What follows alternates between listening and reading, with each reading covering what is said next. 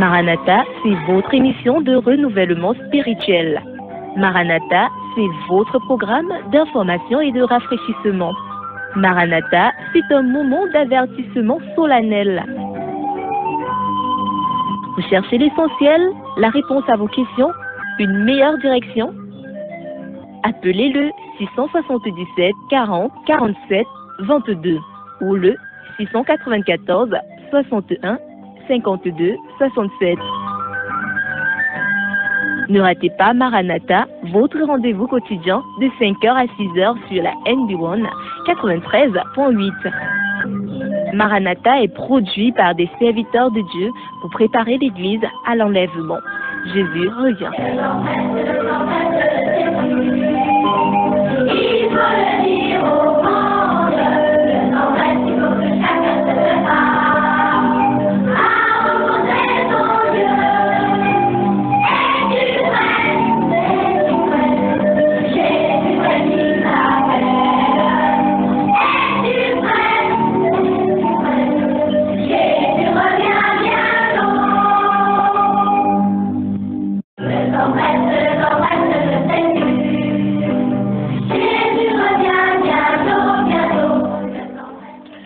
Bien-aimés dans le Seigneur, bonjour, c'est votre émission Maranatha, édition du 24 juin 2017 qui démarre.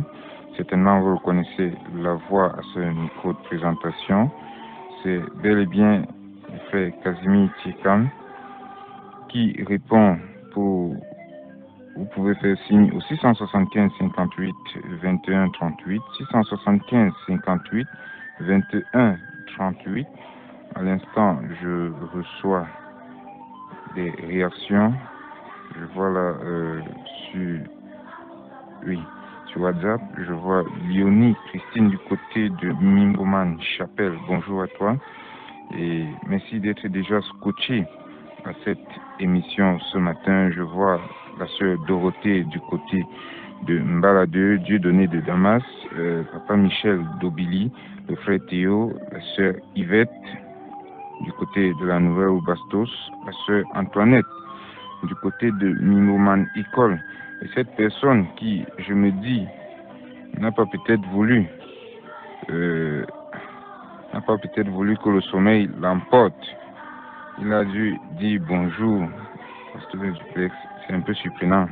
Celui-ci a dit bonjour à 23h38. Ah, je suppose peut-être que c'était peut-être une rediffusion. Oui. Parce que je me suis bien posé la question de savoir ce qui se passe pour que à 23h je reçoive un bonjour. Bon, bonjour à toi. Il dit bonjour les gens en studio. Bonjour à tous ceux qui sont en studio. Je lis rapidement. Bonjour les gens de Dieu en studio. Que Dieu vous bénisse. Pauline du côté de Macaque. Waouh, je comprends un peu ce que le pasteur Franklin subit ici.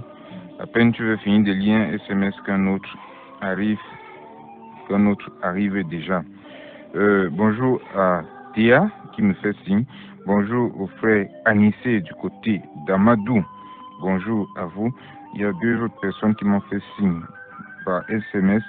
Bonjour, c'est Martial depuis Mendemet par Basto, je vais dire par Ebolova. Bonjour, pasteur Duplex. Bonjour, frère Casimir. Bonjour à tous ceux qui sont scotchés. C'est vrai, je n'étais pas là hier, il y a eu des petits empêchements. Et par la grâce de Dieu, nous sommes là ce matin pour vous servir et aussi surtout pour servir notre Seigneur. Bonjour à tous ceux qui m'ont fait signe, bien que je n'étais pas là hier, ils m'ont quand même fait signe. Bonjour à maman Antoinette du côté de Mimboman École. Bonjour à Roland de Bancolo qui m'a demandé ce matin si le pasteur Franklin sera avec nous. Bonjour frère Théa, bonjour à Hérode de Soie qui m'a fait signe ce matin aussi et qui m'a dit que le Seigneur vous bénisse, vous les pasteurs en studio. Bonjour à sœur Yvette. Bonjour à Fernande. Fernande, bon jusqu'ici je ne sais pas si c'est un homme ou si c'est une femme. Bon, bonjour à toi Fernande. Bonjour à la sœur Nicole Bien. Bonjour à la sœur Vanessa Tagne qui m'écoute certainement. Bonjour à tous ces frères des missions de sainteté et particulièrement bonjour aux jeunes du côté de Nkongon. Nous avons une retraite du côté de Nkongon depuis, ça a commencé hier. Nous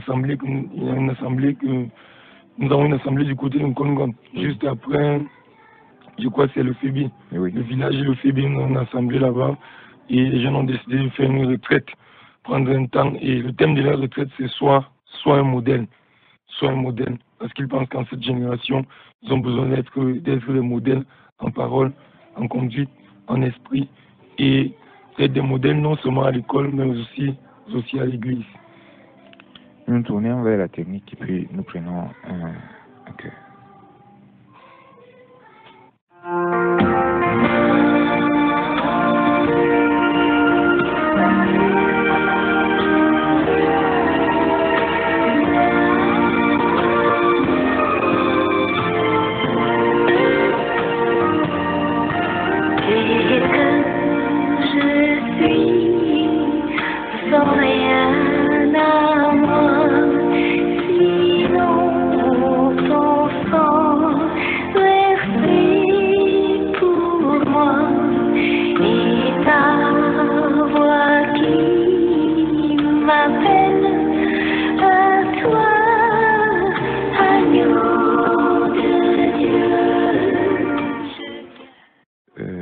Nous continuons d'attendre vos réactions au 675 58 21 38 ou alors au 694 61 52 67. Hier, nous avons donné une première partie sur le témoignage du pasteur Franklin, tout en précisant qu'il est très important de savoir qui est celui-là qui se tient devant vous, d'où vient-il, dans quelle école a-t-il été formé. Toutes ces choses sont très importantes. J'espère, parce qu'il faut aussi savoir, est-ce qu'il n'est pas entré aux toilettes un jour et puis il est subitement ressorti pasteur, comme bien d'autres. Mais avant, nous allons prendre ces quelques réactions qui sont arrivées hier. Bonjour pasteur, dans une église située en face de la Totale et Mambor, où tous les fidèles ont un bracelet dit d'onction, est-ce normal? Le pasteur là est nigérian et diffuse les vidéos de TV Joshua. Ça c'est Samuel Defoulan, pasteur Duplex. Bon, c'est vrai que une réaction par rapport à cela. C'est vrai qu'on va pas passer au peigne fin toutes les pratiques qu'il y a dans les assemblées, parce qu'il y en a tellement de pratiques anti-bibliques qui n'ont rien à voir avec la parole du Seigneur. Avant de revenir peut-être à la question, j'aimerais juste appuyer ce que tu as dit tout à l'heure parlant du pasteur Franklin. Et ce que nous faisons ici n'est pas l'apologie du pasteur Franklin. Oui. Non, nous ne voulons pas élever un homme, mais ce que nous faisons est biblique, parce que nous, l'apôtre Paul, dans les Actes chapitre 9, à chapitre 10, il raconte, il donne aussi le témoignage de sa vie, ce qu'il était avant, sa rencontre avec le Seigneur et sa vie après. Je crois que tous les actes des apôtres, vraiment, le livre des actes est focalisé beaucoup plus sur le témoignage aussi de l'apôtre Paul, la vie de l'apôtre Paul. Et dans certaines épîtres aussi, il le fait, afin que nous sachions où il est sorti, comment il a évolué. Est-ce qu'un jour il a eu affaire à poser des actes contraires à la volonté du Seigneur? Est-ce qu'il a eu à... Donc, toutes ces choses sont très importantes quand vous suivez un serviteur de Dieu ou un leader. Il faut connaître son témoignage. Qui est-ce d'où est-ce qu'il sort? Qu'est-ce qu'il a eu à faire en sa vie? Et très souvent, les faux font tout pour essayer de masquer leur témoignage ou bien d'habiller leur témoignage. Donc ne vous arrêtez pas seulement à ce qu'il dit. Essayez aussi de trouver des confirmations à gauche et à droite par rapport à venant de ceux qui l'ont entouré durant le début de son ministère jusqu'à un certain niveau. C'est très très important. Maintenant, s'il faut revenir sur cette histoire de fil rouge qu'on attache aux mains, tout ce qu'il peut dire aux auditeurs, c'est restez attachés à votre Bible. Et tout ce que vous ne voyez pas dans la parole du Seigneur, tout ce que vous ne voyez pas tout ce que vous voyez, des pratiques que vous voyez dans votre église, si vous ne retrouvez pas ça dans la parole de Dieu, faites attention, ces pratiques-là sont anti-bibliques. Que ce soit les fils rouges qu'on attache au nom, qui vient. Je crois que ce fil, si je ne me trompe pas, dans nos recherches, venait de la Kabbale juive, qui est je peux le dire sans me tromper, et une branche mystique. Une branche mystique là chez les juifs, très très très très dangereuse, je peux le dire ainsi. Donc ce sont des pratiques vraiment anti-bibliques qui n'ont rien à voir avec le Seigneur. Et dans le but d'endoctriner, d'amener les gens directement en enfer. Donc je dis qu'il faut faire très attention à ces choses. Et la deuxième partie dit, le pasteur qui est là-bas, diffuse les messages de Tibi Joshua. Je crois que là également, hier, Oui. on a abordé. J'ai suivi quand tu disais les faux matchs avec les faux. Effectivement. Oui. Donc je crois que ce sont les mêmes gens. Je vais rappeler que nous avons tellement de documentaires sur toutes ces mises en scène de ce soi-disant prophète Tibi Joshua. La plupart des miracles que vous voyez, je l'ai dit hier, dans sa télévision, dans sa chaîne Emmanuel TV, sont véritablement des mises en scène parce que la plupart de ces personnes que vous voyez, on délivre à chaque culte, sont les employés de cette église. Plusieurs personnes en meurent chaque jour parce qu'il n'y a pas de guérison dans ces lieux-là. Et Frère Casimir, il faut aussi le dire, j'ai bien aimé quand tu as dit la plupart. Ça veut dire que certains miracles sont vrais. Oui. Le problème n'est pas le miracle. Le problème, c'est la source. Effectivement. Oui, certains miracles sont vrais. Certains qui partent là-bas pour certains, sont effectivement guéris de leur maladie. Et le problème n'est pas la guérison. Le problème, c'est la source de la guérison. D'où vient la source de cette guérison? Est-ce que cette source vient de Dieu? Ou cette source? N'oublions pas que quand Moïse se présente devant Pharaon, il lance son bâton au sol, son bâton se transforme en serpent. Les magiciens de Pharaon ont fait de même. Et le bâton, le problème n'était pas les serpents qu'ils avaient devant eux, mais le problème était la source. Est-ce que la source vient de Dieu? Est-ce que ce miracle-là, est-ce que c'est Dieu qui est à la base de ce miracle? Quels sont les critères pour savoir si ce miracle est à la base, si Dieu est à la base de ce miracle ou pas? Il faut s'attarder. Nous enseignons, nous parlons de ça chaque matin ici avec le pasteur Franklin. Nous avons commencé à parler des faux. Là, vous saurez qui est à la base de ces miracles. 675 58 21 38, 694 61 52 67. Vous pouvez appeler là en direct ou alors réagir par SMS. Une autre question qui arrive. Bonjour, pasteur, s'il te plaît. Le culte avec des bouteilles d'eau et sel sont-ils permis dans la Bible? Ça, c'est Marcel de Damas. Non, je crois qu'on a déjà répondu avec le pasteur Franklin d'une manière comme d'une autre. Oui. Le culte avec les sels, lui, toutes ces gadgets qu'on utilise pour servir le Seigneur. On est en train de rentrer dans l'esprit de, je ne sais pas comment, maraboutique, je ne sais pas si c'est un néologisme, mais je ne sais vraiment pas. Mais nous sommes en train de rentrer dans l'esprit de nos cultes, nos choses qu'on avait l'habitude de faire de l'autre côté. On veut toucher, on veut un Dieu qu'on va toucher, on veut quelque chose qu'on veut ressentir, il faut que ce soit palpable, il faut que cela soit visible, il faut quelque chose qui va créer l'émotion, la sensation. Toutes ces choses n'ont rien à voir avec le Seigneur, malheureusement, rien à voir avec Dieu. Tout ce dont Dieu a réellement besoin, c'est de votre foi. Je crois que ceux qui aiment la vérité vont nous écouter et certainement vont garder cette doctrine et certainement vont prendre la bonne décision. Une autre question, c'est Martial de Mengueme. J'ai une question. Les églises où on envoie le feu, pourquoi les églises où on envoie le feu sont dites fausses ou leurs serviteurs faux prophètes? Bon, il y a deux choses, Frère Casimir. La première des choses, je ne veux pas dire de prime abord que les pasteurs sont des faux pasteurs. Oui.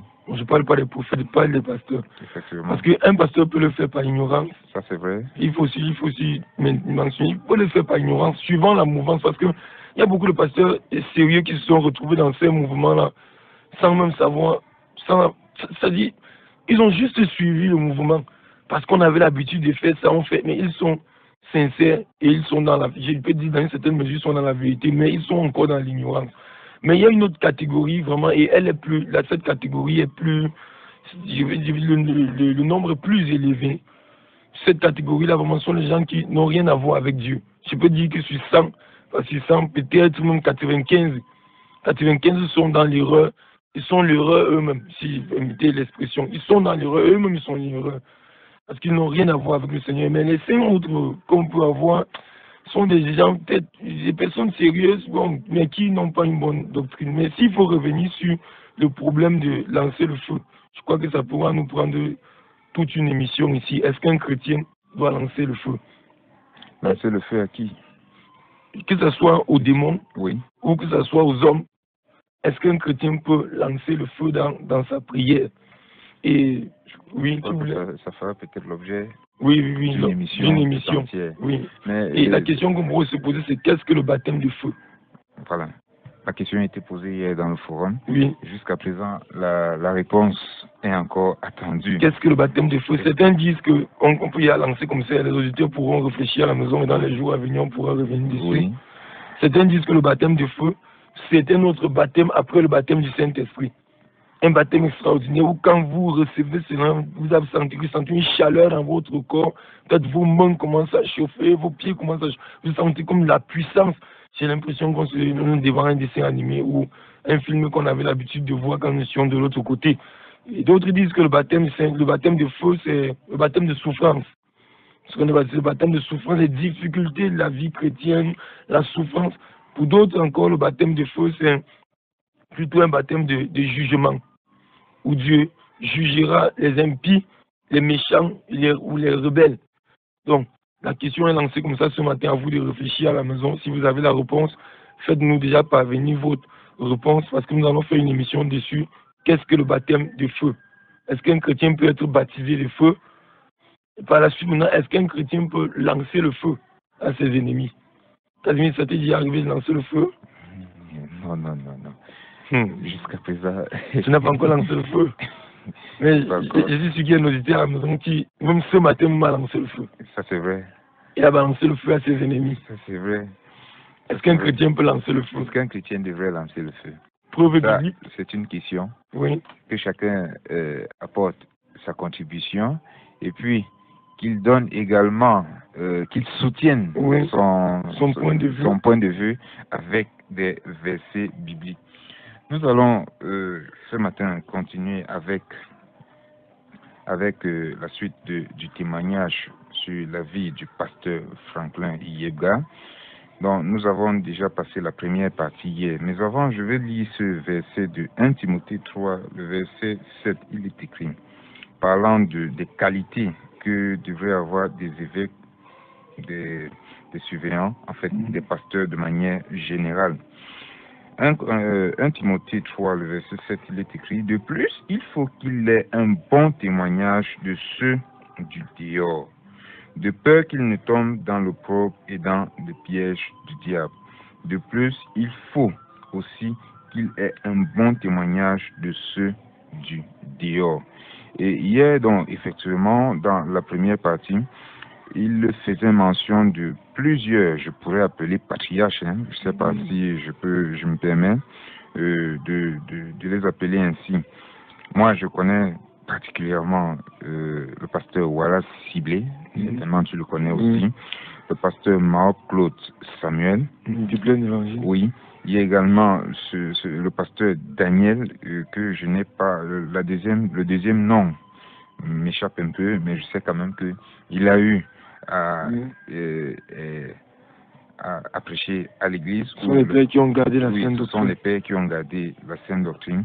Je ne sais pas si, dans une certaine mesure, le surintendant du plein évangile, en la personne du pasteur Daniel Biwan également, aurait été l'un des leaders du pasteur Franklin. En fait, pourquoi je cite toutes ces personnes? C'est parce que le verset dit, il faut aussi qu'il ait un bon témoignage de ceux du dehors. Je suppose, pas peut-être forcément ceux-là avec qui il marche aujourd'hui, mais également ceux-là qui l'ont vu marcher. Son entourage, parce que je crois que également ceux du dehors, c'est aussi les voisins, les païens et toutes ces personnes-là. Donc, je l'ai dit hier, plusieurs de ces papas sont encore vivants aujourd'hui et sont assez âgés. Vous pouvez les rencontrer. La plupart sont du côté de Douala et d'autres certainement sont hors du pays, à l'occurrence les États-Unis, l'Allemagne, mais je puis vous dire que tous sont encore vivants. Hier donc, nous nous sommes séparés sur la plupart sur les différentes difficultés que le pasteur Franklin a connues jusqu'à, je vais dire comme ça quoi, jusqu'aux missions de sainteté qu'il a eu à mettre sur pied par la grâce de Dieu. Donc, il est, je pourrais dire, l'un des fondateurs, avec un autre ami, Curtis T. Donc, ce matin, donc, nous allons continuer avec la deuxième partie et également terminer la suite de la vie et du témoignage du pasteur Franklin. Comment est-ce qu'il développe le nouveau ministère? Et il faut rappeler aux auditeurs que pendant qu'ils écoutent le message, s'ils ont des questions, oui, ils peuvent envoyer directement leurs questions au 677 40 47 22. 677 40 47 22. Nous prenons... Quelle année? Là, nous sommes en 2002. En 2002. 2003, oui. Est-ce que vous, 2003. Vous regrettez votre passage dans ce milieu-là? Church of God? Oui. Non, regrettez pourquoi? Tous les coups que vous avez... Non, les coups ne venaient pas de mes responsables, de mes leaders. Les coups venaient des Camerounais. Avec la bénédiction de ceux de l'étranger. Est-ce qu'on doit vous acheter un 4x4, une voiture 4x4, on change, ça leur fait 12 000 $, on l'amène à 10. Donc, ils ont déjà un peu bu le venin. Vous savez, les gens avalent facilement les calomnies que la vérité. Je peux pas leur en vouloir pour ça. Non, loin de là. Loin de là, ce que je suis aujourd'hui, je dois aussi cela à cette église, n'est-ce pas? Mais vous savez, dans la vie, j'ai appris que tout ce qui concourt, tout ce qui arrive à un enfant de ses pouces, c'est pour sa formation. J'ai appris beaucoup de choses là-bas. J'ai eu une bonne formation, j'ai eu mes accréditations ministérielles, j'ai eu beaucoup de choses dont je ne peux pas regretter. Au contraire, je leur dis, mais c'est pour ça qu'on a gardé jusqu'à aujourd'hui de très très bonnes relations. S'il fallait, s'il n'avait pas changé, parce que Church of God, malheureusement, était aussi devenu une église ou est devenue une église libérale. Church of God a changé de doctrine après 100 ans de prédication de la vie, de prédication de sainteté. Plus de 100 ans. Comment cela s'est passé?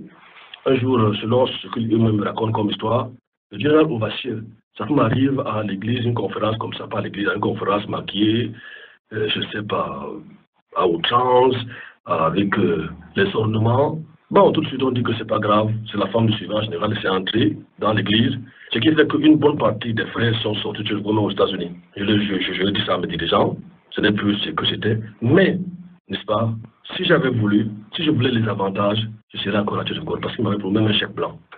Mais vous n'intégrez pas notre ministère, vous allez maintenant ouvrir votre ministère à vous, c'est-à-dire que vous voulez aussi devenir responsable national, être à l'abri des frustrations que vous venez de subir. Non, mon départ, je n'ouvre pas mon ministère, n'est-ce pas? Non, là, c'est... Vous êtes le responsable national des missions de sainteté. Je vais expliquer comment la chose se passe. Je suis responsable national, pas parce que je me suis autoproclamé. Quand je décide de me retirer de Church of God sans savoir est-ce que je vais, un de mes amis que tu connais très bien, Curtis Stig, nous avons eu les mêmes accréditations, le même diplôme à Church of God, aussi me dit, c'est là qu'il m'informe que je n'ai pas voulu te pousser à prendre position. Mais c'est aux États-Unis, même si on a gardé nos contrats pendant longtemps, nous avons quitté, nous sommes des milliers qui avons quitté Church of God. C'est pas pour rejoindre notre base à l'époque, ce qui était ce qu'on appelle le mouvement de sainteté. Alors il m'informe, il me dit, bon, je crois qu'on peut travailler ensemble. Le Seigneur de l'Église, on peut mettre sur pied un mouvement pour prêcher la sainteté, la sainte doctrine dans les églises et commencer un mouvement qui met un accent sur la sainteté, la pureté des Écritures. Voilà comment est-ce que nous nous entendons, n'est-ce pas, pour lancer un jeune mouvement, n'est-ce pas, avec leur bénédiction. Ils viennent sur Cameroun en 2003 déjà, et ensuite, je crois, autour de 2005, on met sur pied un mouvement qui commence à grandir. Et on décide d'appeler ça, ce n'est pas une vision, une révélation que Dieu m'a donné de dénomination, non. On décide d'appeler ça mission de sainteté africaine, avec la vision de commencer au Cameroun un jour, si le Seigneur tarde, et atteindre l'Afrique. Donc voilà comment l'émission s'est tenue. Pas que je décide de créer mon propre ministère, je ne suis pas dans ce genre d'histoire. Je n'ai jamais rêvé de créer un propre ministère, n'est-ce pas? Jamais, c'est même pas dans ma vision. J'ai appris à être sous déjà. Et moi, je vous parle maintenant. Je vous dis que pour être pasteur, un bon pasteur, il faut avoir son bon pasteur. Des gens à qui vous vous rendez compte, vous êtes sous des gens, n'est-ce pas? J'ai appris à être sous des gens, à ne pas être la pauvre ou le, je sais pas, le président, je ne sais pas comment expliquer le terme, où vous n'avez de compte à rendre à personne. Parce que le fait de rendre compte à quelqu'un, ça vous limite de plusieurs dégâts. Donc voilà comment l'émission de sainteté, qui aujourd'hui, depuis, je crois, 2000, officiellement 2003 qu'on a commencé, on a une vitesse d'une chapelle par an. Et nous sommes déjà, je crois, à la 13e, la 14e chapelle, sans compter les forages et autres choses. D'accord. Alors, la mission de Père Évangile ne répond plus à vos attentes sur le plan doctrinal. Vous pensez qu'elle est devenue une église libérale. Oui. L'église de Dieu, Church of God, est devenue une église libérale. Et vous entrez donc dans ce nouveau mouvement-là. Qu'est-ce qui vous radicalise? Je ne sais pas. À quel niveau vous radicalisez? Je ne sais pas ce que vous entendez par me radicaliser. Je ne sais pas, je ne pose pas de bombes. Est-ce qu'au moment où vous êtes dans ces différents milieux, vous prêchez avec autant d'ardeur par rapport à ces aspects purement externes comme vous le faites aujourd'hui? Je le faisais dans la mission. Parce que c'est comme ça qu'on a pris la mission. La sainteté intérieure, aller demander au pasteur Mahop, c'est ce qu'ils nous ont enseigné. N'est-ce pas? C'est vrai qu'il y avait déjà les libéraux d'un côté, aller demander au pasteur Ntama, que je sais qu'ils sont vivants. J'ai toujours prêché cette doctrine. Les gens ont toujours su que j'étais, comment je vais dire ça, j'étais ferme en matière de doctrine, en matière des Écritures, même dès mon jeune âge. J'ai gardé le même zèle. Seulement, j'aurais pu chavirer un peu avec Church of God, parce que Church of God avait deux courants.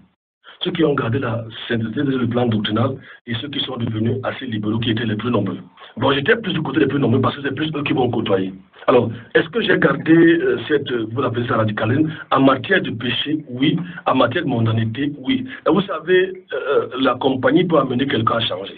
Par exemple, j'ai reçu une valise, je dis ça en passant, des États-Unis, de Church of God, quelqu'un de Church of God hier, il y a 2 jours, je crois. Dans cette valise, il y avait des bijoux de valeur. C'est une tentation? C'est une tentation. J'ai dit à mon épouse... Peut-être c'est puisque vous avez évolué dans votre conception. On va les brûler. On va les brûler.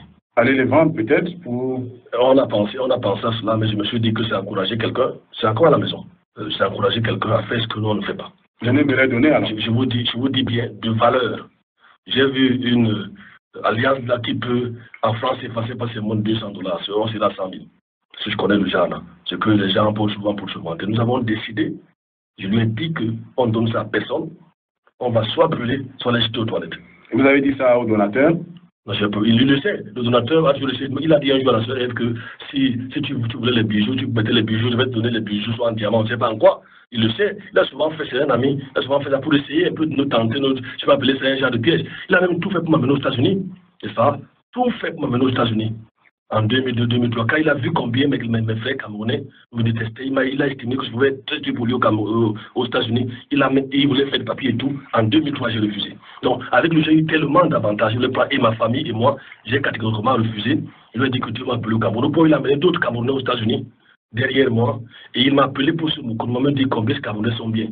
Je vais dire que j'étais peut-être bien au début, aujourd'hui ils sont foutus, les États-Unis les ont avalés. Il m'avait levé un jour à minuit pour me dire, voici que tel est devenu, tel a déjà son permis, tel est déjà citoyen américain. Toi, tu m'as dit que tu t'es appelé pour ton pays. Et comme je sortais d'un profond sommeil, je lui ai dit, j'ai commencé à les envier dans le sommeil. Avant de me réveiller complètement, je lui ai dit, docteur Sibley, sache une chose, je suis à l'aise sur moi, et je suis un peu au Cameroun. Et Dieu est en train de me bénir dans mon pays. Il a cessé de rire, il m'a dit, tu as raison quand même, Dieu est en train de te bénir. Ce que tu as dans ton pays dépasse l'argent. Donc, me radicaliser, en général, sauf quelques flottements. Et aussi, j'ai failli commencer à flotter quand il y a eu une ouverture des églises de prospérité, des prédications de prospérité au Cameroun. Ça a failli aussi m'emporter. Mais Dieu... Vous êtes poussé à qui? Bon, je ne sais pas si je dois donner le nom ici, c'était Martin. Ils étaient nombreux, hein, je peux les citer tous ici. Évidemment, c'était un chrétien que tu connais très bien, j'allais vers eux. Maintenant, ma présence à côté de CBN, que tu connais aussi, des choses que je commençais à voir là-bas. À un moment, dans mon cœur, je me suis dit, c'est plus facile d'aller de l'autre côté, on n'a plus de moyens en allant comme ci, comme ça. Mais est-ce qu'il faut continuer, quand on peut la sainte doctrine, la sainteté, est-ce qu'on va finir, il va mourir misérable, tout ça là. Vous voyez comment elle achète une grosse carcasse, on invite elle à faire ceci, faire cela, voyager. Bon, Dieu m'a aidé, je suis resté debout. Et vous avez presque toutes ces choses-là? Je les ai aujourd'hui, comme tu dis. Comment vous avez procédé? C'est-à-dire, vous ne prêchez pas l'évangile populaire, mais vous ne manquez de rien pratiquement. Grosse voiture, maison, vous avez construit des chapelles, des forages, ainsi de suite. Vous savez, ce que Dieu donne, ça peut prendre du temps. Mais c'est ça qui est sucré bon. Ça m'a pris beaucoup de temps. J'ai eu ma première voiture, je crois, en 2010 ou 2012. Le car d'abord? Non, le car, je l'ai oublié, parce qu'on avait dit que c'était pour l'église, on l'a arraché, je ne compte pas ça. Je ne compte pas ça. Le car, ils l'ont arraché avec fracas. J'avais un chauffeur bamléqué, ils l'ont agressé pour lui dire que je ne suis pas à Church of God, n'est-ce pas? Je dois partir impérativement au Ghana. Le monsieur est venu me remettre la voiture en disant que chez eux là-bas à l'ouest, si on t'attaque pour une la voiture comme le fusil, si jamais il ne remet pas ça, il va faire l'accident. C'était un païen. Donc il ne voulait même plus conduire, je suis allé remettre les clés. Je me souviens à l'époque, ma petite soeur s'est sérieusement fâchée. Elle m'a dit, mais tu n'as rien plus de Church of God, l'église. Tu sors les mêmes erreurs que toi qui as tout bâti. Je lui ai répondu, c'est Dieu qui m'a appelé, il va tout me donner. Il va me donner plus que ça. Je ne veux pas qu'on dise un jour que le pasteur Franklin a pris une aiguille de l'église. Il est parti avec un membre. Vous pouvez lui demander, me poser même à la mission, hein, ou un membre, ou un bas, ou rien. Je ne veux pas. Je ne veux pas salir mon témoignage. Si c'est Dieu qui m'a appelé, il va me donner toutes ces choses. Donc c'est ainsi que je suis parti. La première voiture, c'est mon père qui m'a donné une Mercedes, je crois 300. Elle a connu des problèmes. Après cela, j'achète une Carina. n'est-ce pas? Après, ça a commencé à venir. Ça a commencé à venir. Il faut dire qu'entre-temps, j'ai appris à travailler dur. En dehors de mon statut de missionnaire, que je suis aujourd'hui avec les missions sainteté, le mouvement de sainteté, j'écris, n'est-ce pas? J'ai appris à interpréter. Parfois, ça me rapporte un peu d'argent. Je fais parfois de l'élevage. Je fais beaucoup de choses. Et il y a quelque temps, j'ai commencé à toucher mes droits d'auteur. Donc, ça fait qu'aujourd'hui, avec toutes ces choses-là, je construis les chapelles, les fourrages, je peux manger ce que je veux. Je suis, je vais dire, un Camerounais, je ne sais pas si je dois dire moyen. J'ai compris qu'avec la purité, sans toutefois frapper, tromper les gens, Dieu peut également bénir. Mais le problème, c'est que ça vient avec du temps. Il faut parfois attendre 8 ans, 10 ans. Ça ne vient pas d'un coup. Ça vient avec du temps. Alors, ceux qui n'aiment pas votre manière de faire, vous qualifiez justement de radical ou d'extrémiste, et de polémiste aussi. Est-ce que la polémique marche avec votre personnalité, prédication polémiste, publication polémiste, vous avez parlé de tout à l'heure, polémiste, émission radio polémiste. Vous prenez plaisir à animer, à alimenter la polémique? C'est des auditeurs, des gens qui trouvent que je suis polémiste. Il y a d'autres qui trouvent plutôt le contraire. Qu'est-ce que je vais faire? Jésus a-t-il animé les polémiques? Je crois que oui. Toute la prédication de Jésus, toute sa vie, il avait des oppositions. Nous sommes dans un monde où quand vous restez dans les Écritures, vous avez des problèmes. J'ai cité dans mon ouvrage, j'ai cité le professeur Kennedy de Cambridge University qui disait que, n'est-ce pas, l'inspiration des Écritures sera pour le monde et pour l'Église le dernier champ de bataille. Moi, je suis un homme des Écritures. J'aime les Écritures. En théologie, on appelle aussi ça je suis pour le littéralisme biblique. Ça veut dire que prendre la Bible telle qu'elle dit, ce qu'elle dit d'elle-même. Les gens n'aiment pas ça. Il y a un soi-disant docteur qui a dit dernièrement à un frère que je suis trop carré sur la Bible, c'est pour ça qu'il ne m'aime pas. Ce n'est pas une raison valable. Un docteur qui est votre enseignant, dit qu'il est soi-disant. Non, un docteur, quand il dit docteur, c'est entre guillemets, les gens qui deviennent docteurs en 2 ou 3 jours, n'est-ce pas? C'est ça le mouvement pentecôtiste. Quelqu'un qui, vous connaissez pasteur aujourd'hui, demain, n'est-ce pas? Il vous dit, on commence à appeler révérend docteur ou ceci. Bon, c'est de cela que je parle. Je ne parle pas des vrais docteurs qui ont travaillé dur, n'est-ce pas, pour obtenir son doctorat, je ne sais pas quoi. C'est de celui-là que je parle. Il a dit qu'il ne m'aime pas parce que je suis carré dans la Bible. Je suis un homme des Écritures. J'aime les Écritures. Si vous voulez débattre avec moi, montrez-moi que ce que je dis ne tient pas dans le sang des Écritures. Tenez-vous tranquille. Tous les hommes qui sont basés fondamentalement sur les Écritures ont eu des problèmes avec les églises libérales. On peut prendre Martin Luther, on peut prendre Jean Calvin, on peut prendre Zwingli, on peut prendre, je ne sais pas, John Knox, on peut prendre ceux qui sont venus avant eux, on peut prendre même certains qui étaient encore catholiques, certains, j'ai oublié le nom, ils sont nombreux. Ceux qui ont traduit la Bible, et certains ont fini par être tués, décapités, parce qu'ils disaient le contraire de ce que les autres, la majorité des églises, n'est-ce pas, pensaient. Moi, je ne suis pas un polémiste, mais si les gens le pensent, ils sont libres. Benjamin, quand on prend les titres de vos dernières publications, vous avez un titre sur un livre sur la Bible, les Bibles frélatées, et vous avez un qui est à paraître sur mon réquisitoire. Vous provoquez volontairement. Benjamin, si vous heurtez volontairement la sensibilité. Je n'heurte personne. Je me tiens sur la vérité. Je n'heurte personne. Malheureusement, comme dans tous les courants religieux ou les Camerounais, les gens ne lisent pas mes écritures avant de parler. Personne ne peut lire ces ouvrages et avoir les mêmes positions. C'est une mauvaise foi. Et les gens sont ce qu'on appelle ça, sur le plan intellectuel, malhonnêtes. Pourquoi je dis malhonnête? Vous ne pouvez pas critiquer un ouvrage sans l'avoir lu. Vous ne pouvez pas. Mais justement, vous avez fait preuve un peu d'intolérance lors de votre précédente publication. Vous n'avez presque pas été ouvert à la critique. Mais comment je suis ouvert à la critique? Je suis ouvert, oui. Comment je n'étais pas ouvert? Je reçois les gens qui le veulent bien. Écoutez, pour ceux qui viennent montrer qu'ils connaissent, n'est-ce pas? Évidemment, quand vous êtes dans un débat théologique sur le plan radiophonique, sur le plan je ne sais pas quoi, et quelqu'un veut montrer qu'il connaît, on lui montre que même, je lui demande que sa connaissance ne vaut pas grand-chose. Et surtout qu'il n'est pas assez beau. J'ai travaillé, j'ai lu plus de 5000 pages, je ne peux parler de rien. J'ai construit le livre d'une dame qui a écrit, j'oublie un peu le nom, je l'ai évoqué, elle avait écrit un livre sur les Bibles frélatées aux États-Unis, un livre de 670 pages. Son livre avait fait boom dans le monde évangélique. Je ne suis pas le seul qui a travaillé là-dessus dans le monde, j'ai consulté tellement d'ouvrages. J'ai même ce que les gens, comme les gens de mauvaise foi, appelons ça comme ça, ne veulent pas souvent consulter l'auteur, me demander quelles sont mes sources. Il ne parle pas derrière. Il y a des gens qui ont dit que je n'ai pas le grec ancien. J'ai le texte majoritaire chez moi. J'ai même voulu commander le texte minoritaire qui est la base de la Bible seconde, qui est le texte faux. Est-ce que vous n'avez pas plagié des livres déjà existants, y compris celui de la dame dont vous parlez là? Non, je n'ai pas pu lire le livre de la dame. Vous n'avez pas plagié? Non, je n'ai pas vu le livre. C'est donc des extraits. Et vous savez, si vous lisez mon livre, vous allez voir que j'ai donné toutes mes sources. Je les ai citées. Justement, quand on fait la somme, on se rend compte que vous avez presque dit ce que les autres ont déjà dit, là, en prenant ici et là, en prenant ici et là. Et écoutez, c'est un travail de recherche. C'est un travail de recherche. J'ai fouillé par-ci, j'ai donné mon opinion, n'est-ce pas? C'est un peu dans le travail. J'ai donné mon point de vue. J'ai pris par-ci, j'ai pris par-là, j'ai écouté tel. J'ai lu ce que les autres disent contre tel, pourquoi les gens sont pour tel. J'ai démontré quelle était la conclusion de mon ouvrage. Voilà le travail scientifique. Ceux qui l'ont lu, qui ont acheté un niveau, en achètent plusieurs. Il y a des gens qui ont acheté une dizaine d'exemplaires. C'est un peu sur le point de finir. N'est-ce pas? Moi, j'amène des informations. J'ai étudié l'histoire de la Bible du 1er siècle jusqu'à nos jours. Et quand je dis que la Bible seconde est falsifiée et tous les autres, je dis pourquoi est-ce que je le dis. Je le démontre à travers des sources fiables. J'ai cité. Mais voilà le but d'un travail de recherche. J'ai même parlé d'un monsieur, c'est Carl Gribbe, qui est mort. Je suis allé voir sa femme Babamenda. Je n'ai pas travaillé en l'air. J'ai commandé des ouvrages en France, j'ai commandé des ouvrages aux États-Unis. Ça m'a coûté beaucoup d'argent. Je ne suis pas, vous savez, je suis les pentecôtistes, n'est-ce pas, ces églises-là. Quelqu'un entre dans la chambre comme si nous sommes en studio, et il ressort, le Saint-Esprit lui a parlé, il écrit son livre. Lui seul, n'est-ce pas, a eu la révélation, il vous raconte des histoires, il n'y a ni bibliographie, ça va passer par une maison d'édition, il appelle ça livre. Moi, je ne peux pas travailler comme ça. J'écris le genre de livre, je vous dis en passant que je suis invité au Gabon au mois d'avril, dans la Foire internationale du livre. J'écris des livres qui doivent passer partout. Ça veut dire que si un professeur d'université lit mon livre, je ne sais pas, quelqu'un du village, il trouve des arguments. N'importe qui tombe sur le livre, qui trouve des arguments théologiques, historiques, je ne sais pas, bibliques de ce que je dis.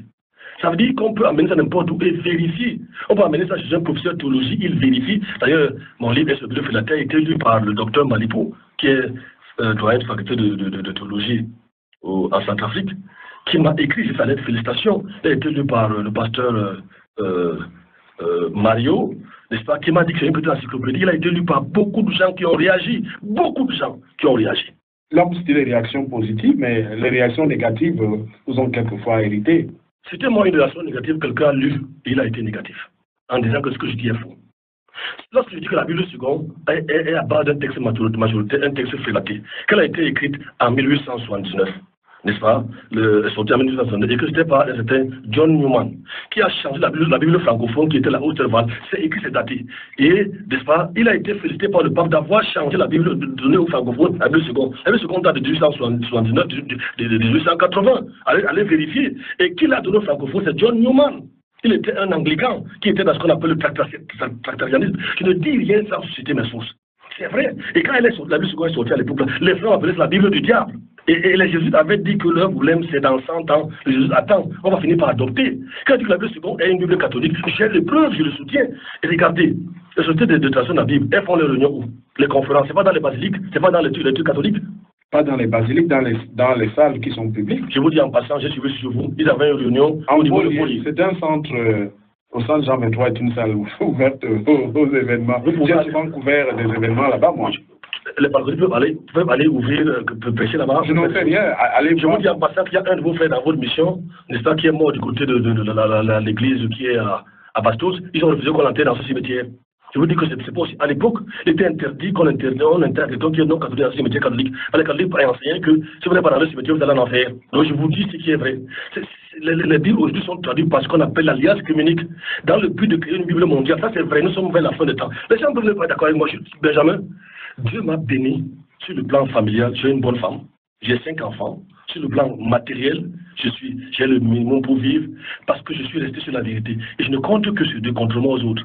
Je ne compte que sur la provision divine et je suis libre. Et les pasteurs d'aujourd'hui peuvent, ils sont autonomes par rapport aux hommes, ils vont dire la vérité. La situation biblique, il leur est interdit de traduire la Bible dans la version des majoritaires, c'est interdit. Allez demander à ces sociétés-là. Parce que j'ai vu le texte qui dit que si un missionnaire le fait, son salaire va être suspendu. Si c'était honnête, il devait vous donner d'un côté de la Bible le texte majoritaire de Martin Luther et d'un côté de la Bible le second. À vous de choisir. Pourquoi il ne traduit pas la Bible majoritaire? D'accord. Non, je ne suis pas polémique, je retrace l'histoire, mais les gens en ont parlé au Canada, ils en ont parlé aux États-Unis. Ce n'est que les Africains, comme nous sommes que les consommateurs, qui n'ont pas traité ce sujet. Pourquoi? Parce que les gens ils privilégient leurs intérêts. Moi, je n'ai pas d'intérêt à privilégier. Mais vous avez fait de la sous-traitance de la Bible Osterval, c'est-à-dire vous avez fait venir un conteneur, quelque chose comme ça, un bon stock. Non, je n'ai pas fait. Vous avez revendu à, je sais pas, c'est de la sous-traitance? Non, je n'ai pas fait la sous-traitance. La Bible Osterval, je n'ai rien gagné. on avait commandé 144 Bibles, parce qu'il n'y en a pas dans le monde. Je vous dis que c'est le prêtre Arnaud qui disait en quelle année qu'il se réjouit d'avoir tué la Bible des protestants. Aujourd'hui, on ne proteste plus, au contraire, on accepte tout. On est devenu les catholiques déguisés, même dans nos églises prétendues de réveil. Donc je n'ai pas, on a fait commander 144, c'est fini. J'essaie de commander environ 500, parce qu'il n'y en a pas au Cameroun, il n'y en a pas en Afrique, c'est rare. Ça n'existe presque plus. La vraie Bible aujourd'hui est devenue rare. Je vous dis que la différence entre second et auteur, c'est de plus de 5000 mots, Benjamin. Second, français courant, semeur. Moi, j'ai pris le temps de lire au moins 10 versions de la Bible. Mes détracteurs ont lu combien de versions de la Bible? J'ai lu la NIV, j'ai lu la King James, j'ai lu la semeur, j'ai lu plusieurs versions de second, j'ai lu je ne sais pas, Osterval, j'ai pioché Martin, j'ai essayé de parcourir un peu le texte grec, un peu, n'est-ce pas? Ceux qui bavardent ont fait quel effort. Normalement, Benjamin, moi je suis prêt à affronter tout le monde. Vous savez, en littérature, en écriture, on ne peut vous condamner que celui qui a écrit. On ne contredit pas un écrivain que je suis déjà reconnu. On est à la Cameroun Tribune, on le fichier national des auditeurs, des écrivains, pardon, la dernière fois. Je touche les droits d'auteur au Cameroun, n'est-ce pas? Pour me critiquer sur un ouvrage quelconque, vous devez écrire et réagir par l'écrit. Pas les gonflats qui viennent parler seulement au niveau de la radio. Il faut qu'ils écrivent. Alors, quelles sont les relations que vous avez avec d'autres pasteurs? De par vos positions, on voit bien que vous n'avez certainement pas beaucoup de fréquentation à ce niveau. Oui, les gens, je n'ai pas de fréquentation, je n'ai presque pas d'amis, presque pas. Alors je préfère... Vous en avez quelques-uns, Jean Le Guillaume, c'est pour ça que j'ai dit... C'est pour ça que j'ai dit presque pas. Je connais des pasteurs qui sont entrés dans ces groupes aujourd'hui, les chevaliers sont des soldats de nos abandonnés leurs femmes. Les mauvaises compagnies connaissent les bonnes mœurs. Je préfère un ami lointain, comme toi, on ne partage pas forcément le ministère, c'est une chose, on se donne des coups de poing et la vie continue. Pas celui qui va m'entraîner, n'est-ce pas, à tromper ma femme, à avoir le deuxième bureau, à entrer dans des sectes pernicieuses. C'est des clichés que vous avez de vos collègues pasteurs. Mais c'est ce qui se passe ici. Mais je ne sais pas les clichés, je vous dis ce qui est vrai. À divorcer, je préfère être seul dans mon coin avec des gens qui vont voir comme moi, qui vont me mettre dans ma vie chrétienne. Parce que avant d'être pasteur, c'est d'abord un frère qui va aller au ciel. Je préfère ce genre de personnes. Vous pouvez dire non, tu as mal fait à tel ou tel endroit. Non, ça devait être comme ça. Non, non, non. Pas des gens qui vont me donner le chapeau. Il y a des gens qui ont voulu que je sois apôtre. Ils ont voulu que je sois Bruno Bishop. Les gens ont insisté. Je ne veux pas ce cercle. Je veux rester dans la simplicité. Je ne mérite rien. Je n'ai rien. Tout ce que j'ai, c'est grâce à Dieu. Alors, cet évangile que vous avez vu en 89, il y a presque 30 ans, vous avez commencé à prêcher, cet évangile qui vous a converti, et celui qu'on prêche aujourd'hui. Vous avez les larmes aux yeux. C'est pour ça que j'ai écrit mon réquisitoire. Mon réquisitoire est un livre qui parle de toutes les fausses doctrines qui sont entrées dans l'Église depuis les années 90. La plus dangereuse, c'est l'évangile de prospérité. Il y a l'évangile de prospérité, mais parmi les faux prophètes, celui que j'ai cité là, c'est Branham. Mais lui, c'est beaucoup plus ancien. Oui, mais pourquoi? Parce que certaines de ces doctrines ont été récupérées par les gens à la parole de foi. Et l'évangile de prospérité, il y a un autre évangile que j'ai cité dans le livre, le royaume maintenant. The Kingdom Now. The Kingdom Now. J'ai développé cette théologie, ce que ça signifie, d'où est-ce que ça vient. J'ai développé qui est le père de la théologie de prospérité, comment c'est que ça a commencé aux États-Unis, quels sont ceux qui disent. J'ai développé leur doctrine, j'ai la doctrine de Bélim, ça peut ne pas vous plaire, j'ai la doctrine même de Mamadou Karambili, Joss Meyer, n'est-ce pas, la doctrine de Kenneth Copeland, la doctrine de, c'est vrai que Branham c'est vers la fin, parce que je l'ai choisi comme le plus puissant faux prophète, la doctrine de Kenneth Hagin, la doctrine de, je ne sais pas, bref, tous ces gens-là. Alors, vous avez du plaisir à attaquer des gens qui représentent beaucoup pour une catégorie de personnes. Quand vous citez ces noms-là, vous savez bien que vous touchez à des cibles bien particulières. J'aurais voulu que Jésus représente beaucoup pour le malheureusement, ils ont fait ces gens-là, certains leur Dieu. C'est ça qui est grave. Moi, si on m'attaque, Jésus doit me défendre. Il faut que les gens laissent, si Baal est Dieu, que Baal se défende. Quand vous touchez à ces gens-là, alors que ce que vous dites est vrai, vérifiable et vérifié, n'est-ce pas, on vous insulte. Mais ces gens-là sont qui? Sont des simples personnes comme nous, comme ça, c'est qui? Parce que vous avez l'argent aujourd'hui, je suis assez clair. Jésus a vécu dans on n'a pas attaqué Jésus. Jésus a dit, juger selon la justice. Il n'a pas dit, vous n'allez pas le juger, lui qui était Dieu. Il a dit, juger selon la justice. Alors vous pensez que ceux-là sont des pierres d'achoppement de l'évangile aujourd'hui? Ils amènent des millions. Ils entraînent des millions de personnes en enfer. Des millions de personnes en enfer. C'est un fond, les voyages astro. Ils disent qu'ils sont de leur corps, parmi les gens que j'ai cités. D'autres disent que le Saint-Esprit Dieu a 9 parties. Il y a un qui a dit qu'il pouvait mourir il pouvait mourir sur la croix pour nous comme Jésus, ça aurait eu le même effet. Les choses pareilles sont des abominations. Je ne peux pas rester tranquille. Je dis bien non. Je vais parler, je ne cherche pas à voir les amis. Jésus est mon ami, cela me suffit largement. Et il me l'a prouvé en 15 ou 20 ans. Je ne dois rien à personne. Je n'ai escroqué personne. Votre réponse à cette dérive biblique-là, c'est d'écrire des livres, des productions littéraires. C'est votre minimum, votre contribution minimale. Parce que c'est pour les millénaires. Mes livres, le livre, vous le savez, dans mes ouvrages, j'ai compté les livres qui ont été écrits en 1700, nous ont été au 2e siècle, 1er siècle, les livres du pasteur Hermas, dont le livre a une valeur sur le plan du monde humain. Vous avez cité beaucoup d'Américains, vos livres sont en français. Oui, je les ai cités parce qu'en fait... Les livres que vous produisez maintenant sont en français. Est-ce qu'ils sont consommés aux États-Unis? Mais je parle de l'origine pour maintenant faire... Vous savez, en théologie, j'ai souvent dit qu'une mauvaise interprétation va conduire à une mauvaise application. Je parle des origines pour voir les effets en Afrique. Ce n'est pas le chapitre 1 du livre. Quelles sont les conséquences de ces enseignements en Afrique? Qui a créé telle ou telle chose? Et maintenant, je parle de la doctrine, de ce que les Africains enseignent dans les églises. Vous allez voir que nos livres ne vont pas traiter des problèmes théologiques sérieux. On va traiter la sorcellerie, le mariage, les voyages. En fait, un prédicateur canadien disait que dans les librairies chrétiennes, il y a tout sur les livres chrétiens dignes de ce nom. C'est plus des livres, parfois des marabouts, des choses comme ci, comme ça. Moi, Benjamin, je veux amener ceux qui veulent la vérité à la vérité. Je ne cherche pas tout le monde. Je cherche parce que je crois que parmi ces gens-là, il y a encore des vrais enfants de Dieu qui veulent la vérité. Et mes livres sont destinés. Mes prédications, je ne cherche pas la grande foule. Je viens de vous dire que j'ai sorti un arrêté, permettez-moi le nom dans notre église, ça écrit que je vais signer bientôt. Je vais envoyer la collection. Toute personne qui vient de l'église pentecôtiste n'est plus le bienvenu chez nous. C'est écrit, je vais signer bientôt. Dans votre église? Dans notre église. Si vous êtes pentecôtiste, vous ne serez plus jamais le bienvenu comme membre chez nous. Parce que vous voulez évangéliser des perdus, alors ceux qui viennent des autres églises, vous... sont la source de tous les problèmes que nous avons eu à traverser. Ceux qui viennent des autres églises, parce qu'ils ont 5 ou 10 doctrines. Je les ai surnommés dans mes prochains, si j'écris encore, les tout venants. Alors, il n'y a pas longtemps, vous étiez véritablement en conflit avec beaucoup de vos enfants spirituels. Ça s'est arrangé? Nous ne parlons pas mes enfants spirituels. Les tout venants. Vos anciens collaborateurs? Je vais préférer dire les tout venants. Ça s'est arrangé? Avec certains, pas avec d'autres? Avec certains qui ont reconnu qu'ils ont mal agi, n'est-ce pas, évidemment. Vous aurez pu vous citer aussi dans des livres ou dans des émissions radio. Comme ça a été fait? Certains m'ont cité. Comme vous citez les autres dans vos livres? Non, mais eux, ceux qui m'ont cité n'ont pas dit que j'avais péché ou j'avais une mauvaise onde. Ils disaient que je suis un vieux prophète. N'est-ce pas, selon eux, l'onction de Dieu est finie, je n'ai plus d'onction de Dieu. Voilà ce qu'ils disaient. Je les ai suivis à la radio. Je les ai suivis, ça ne me dérange pas. Vous n'avez pas demandé droit de réponse? Non, ce sont des enfants. Vous savez, la cour des enfants, c'est le matin. S'ils disent que l'onction m'a quitté, depuis qu'ils sont partis, depuis qu'ils ont pris position, Dieu me dit que Dieu me bénit plus. Les preuves sont là. Vous savez, quand vous avez devant vous un vieux, c'est un sage. Il y a quand vous êtes à la radio depuis au moins, je crois, 15 ou je me souviens plus, 20 ans. 17 ans maintenant. 17 ans maintenant. Lorsqu'un jeune vient ici, vous vous reposez, vous dites que vous êtes paresseux. Ils ne savent pas ce que vous avez fait en 17 ans. Vous savez, lorsque le fils de David, Absalom, lui fait un coup d'État, David était déjà assez vieux, n'est-ce pas? Il pouvait avoir de 70-80 ans. David n'est plus assez apte à la guerre. Il voit que David est fini. Mais quand David tue Goliath, n'était pas là. Les expériences de David, finalement, David a eu le dessus. Parce que David restait le serviteur de Dieu, celui qui avait de l'expérience. Souvent, quand les jeunes arrivent dans un milieu, ils pensent que, comme je dis aujourd'hui, on peut aller aux toilettes et on devient pasteur sans traçabilité. C'est ça les pentecôtistes. Aucune formation, aucune traçabilité. C'est ce qu'ils pensent. Donc, après, quand ils vont s'asseoir, ils voient qu'ils ont mal agi. On les reçoit. À quand la sortie du livre? Parce qu'on arrive à la fin de l'émission. La semaine prochaine. Sûr et certain, la semaine prochaine. Il a connu beaucoup de problèmes, n'est-ce pas? Le diable a attaqué le livre, il est allé à l'imprimerie, il y a eu trop d'erreurs, les carreaux qui sont sortis. Avant-hier, la machine qui devait tirer le livre est tombée en panne.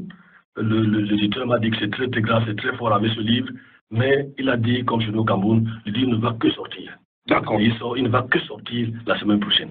Infiniment merci, pasteur Fanta Yebga, d'être venu à l'émission Aki le Tour. On a un peu eu, j'imagine que l'auditeur qui vous entend juste à la radio, qui entend parler de vous, a eu une idée de votre parcours. Votre église est à la nouvelle route des Somba. Oui, vous n'avez pas beaucoup d'assemblées dans la ville, pourtant vous les ouvrez dans beaucoup d'autres... Dans la ville est polluée par le faux évangile, ça devient très compliqué. Souvent, c'est les ramassis, les tout venants qu'on trouve dans la ville. Mais je vais faire comme on m'a appris à la mission, au moins ça je garde cela. Avoir une église solide avant d'ouvrir les assemblées périphériques. C'est ce qu'on m'a appris à la mission. D'accord. Avoir une église solide avant d'ouvrir les assemblées périphériques. On peut vous appeler, hein? Vous êtes très ouvert. Vous 677 40 47 22. 677 40 47 22 à n'importe quelle heure.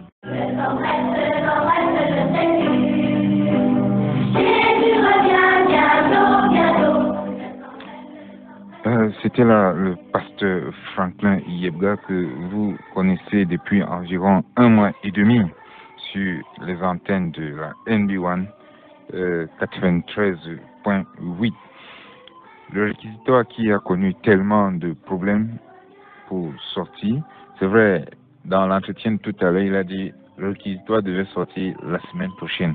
Mais je veux dire aux auditeurs, aujourd'hui, nous ne sommes plus à cette période-là. Le réquisitoire est effectivement dehors. C'est un livre d'environ, Pasteur Duplex, c'est pas 182 pages, qui, vous l'avez écouté. C'est pas si en peut-être 1 minute, tu peux essayer de rapidement dire l'essentiel de ce qu'il y a là-dedans. Oui, dans cet ouvrage intitulé Mon réquisitoire, le pasteur Franklin passe au crible certains hommes de Dieu qui, selon lui, n'ont ni pas ni l'eau dans les affaires de Dieu. Ils ont fait de la parole de Dieu une marchandise et conçoivent leurs églises comme des comptoirs et des commerces. Ils vendent de l'eau, ils vendent du sel, ils vendent des mouchoirs, dites bénis. Ils facturent les miracles, ils dépouillent les fidèles, déstabilisent les familles. Leur évangile n'est basé que sur la prospérité et presque jamais sur le salut des âmes, la repentance et la séparation totale d'avec le péché. Ils se comportent comme des véritables gourous, se faisant aduler et vénérer au nom de Dieu, des véritables stars, des stars de Dieu entre guillemets.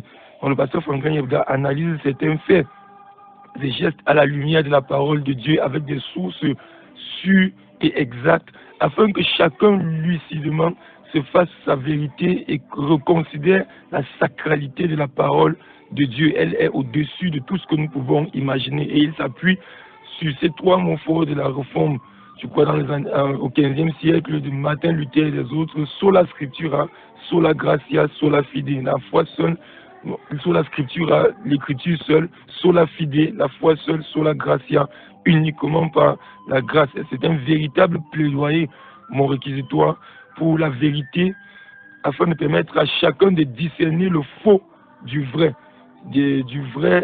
et que l'Église soit libérée du joug des serviteurs du diable. Ma prière est que tous ceux qui nous écoutent se procurent le livre Mon réquisitoire, qu'ils le lisent et qu'ils partagent ce livre avec leurs membres de famille, ce qui sera une grande bénédiction. Je sais que très souvent quand nous parlons comme ça, les Camerounais disent non, c'est plus les frères, non, c'est cher, non, pourquoi? Mais il faut souvent voir ce que nous dépensons pour des choses inutiles, des choses qui ne servent presque à rien. Nous dépensons beaucoup d'argent, même pour les fournitures. Cette fois-ci, peut-être ça sert à quelque chose, peut-être les fournitures scolaires. Bientôt, nous sommes dans les vacances. En vacances, bientôt la rentrée. Il y a des parents qui vont acheter des livres de 15 000, 20 000. Parfois, il y a des livres de 30 000, 15 000. Je crois que tu es dans oui, ça c'est vrai. Et même plus de 30 000. Plus que ça même. Sans n'en parlons pas alors des paires, des chaussures et tout ce que nous achetons souvent. Mais je vous dis, la connaissance, c'est qui est dans le livre dure pour toujours. Pasteur Duplex, c'est vrai que c'est pas toi qui était interviewé là tout à l'heure. Mais j'aurais voulu taquiner le pasteur Franklin s'il était en face. Pourquoi on a l'impression qu'il fait la guerre partout?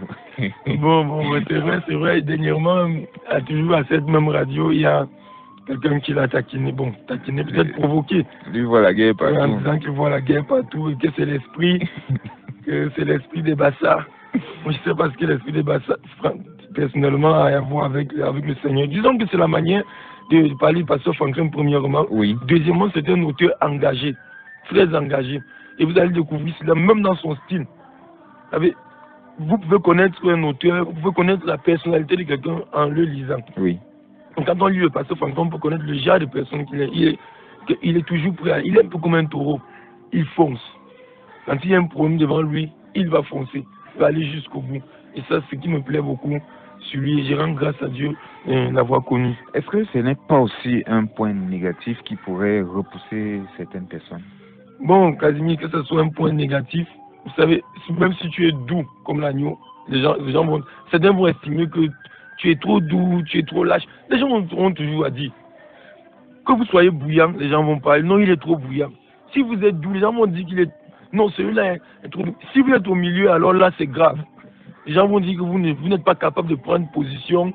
On ne vous connaît, on vous maîtrise pas. Vous êtes divergent, vous êtes ondoyant parce que tantôt vous êtes... les gens auront toujours à dire. Et c'est ce que je vais dire à nos auditeurs ce matin. Les gens auront toujours à redire par rapport à votre vie. Vous, regardez seulement à ce que le Seigneur attend de vous. C'est plus important que ce que les autres peuvent penser de vous. Et le pasteur Franklin est passé par, vous avez suivi depuis hier, les difficultés. Mais il n'a jamais abandonné. Jamais abandonné. Un auditeur en ligne. Allô, bonjour. Il est parti. Je le disais, il n'a jamais abandonné.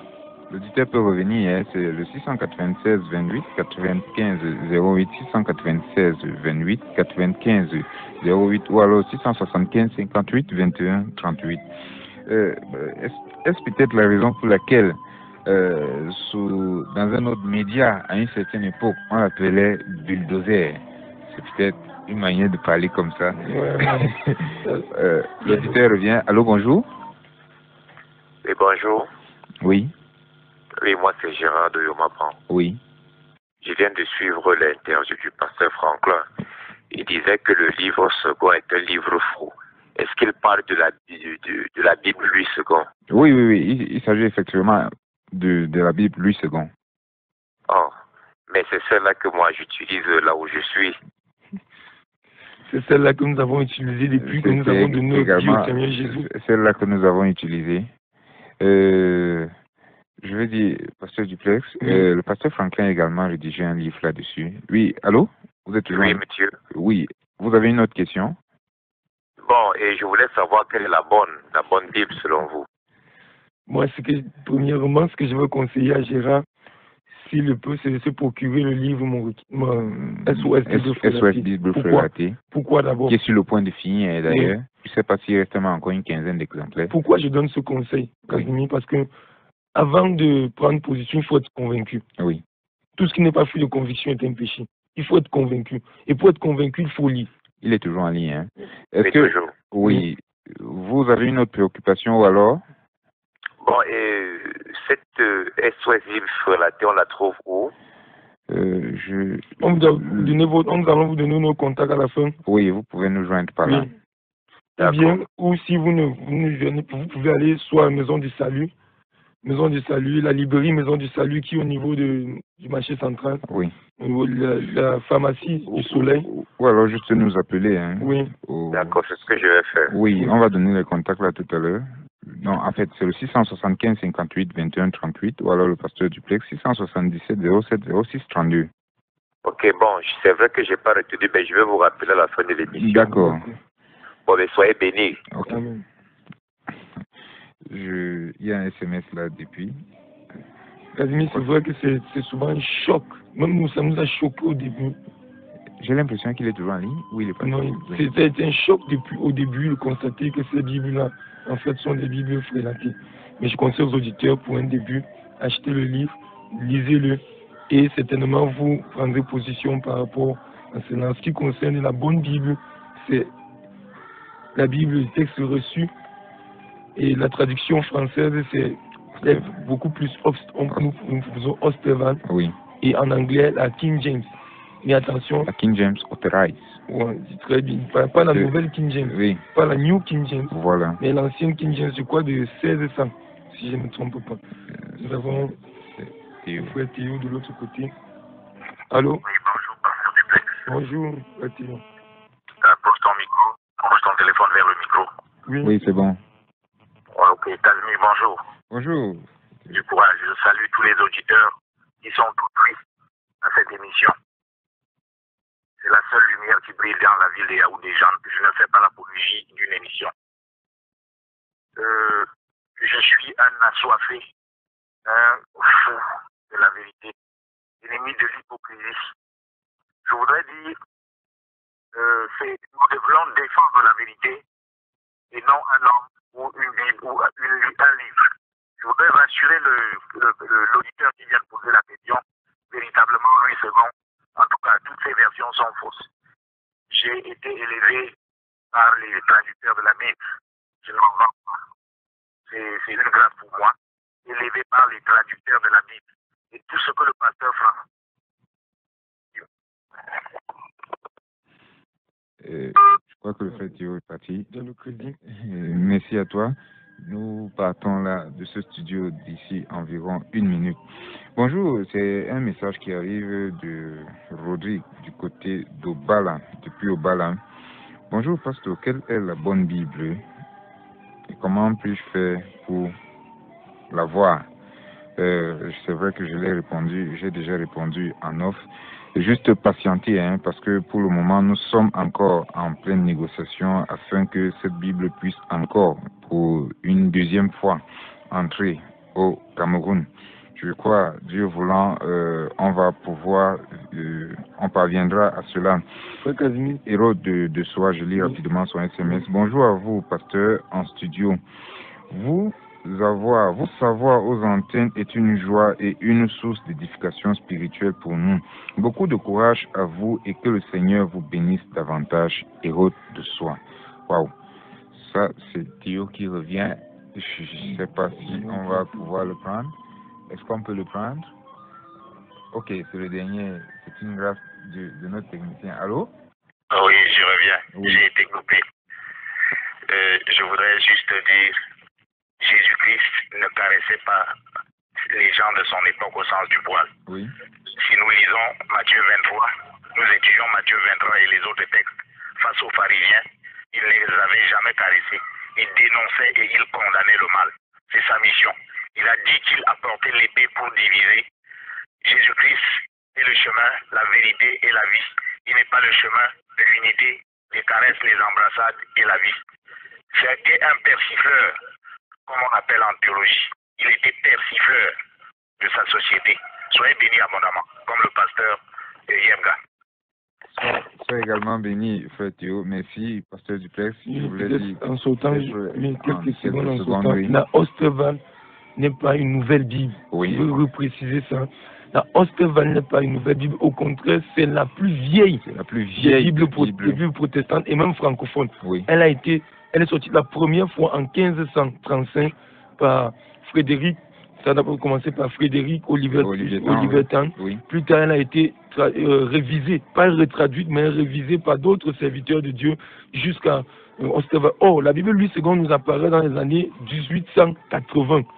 Mais prenez 1535 et 1880, vous regardez la marge, la distance qui est entre les deux. Nous en reparlerons dans les jours à venir. Demain, nous reviendrons là-dessus. Juste préciser que le Vatican a toujours voulu tuer la Osterval pour donner place à la Louis II que nous avons aujourd'hui. Nous répondons en antenne au 694 61 52 67. Je reprends 694 61 52 67. Le pasteur Duplex au 677 07 06 32. C'était Maranatha édition du 24 juin 2017. À demain, s'il plaît à Dieu.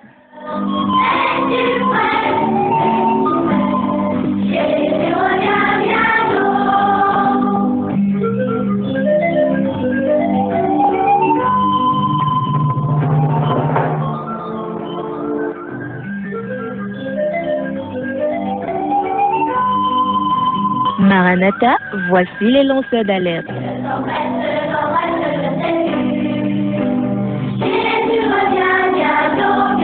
Avec vous dès le point du jour criant. Maranatha, Jésus revient.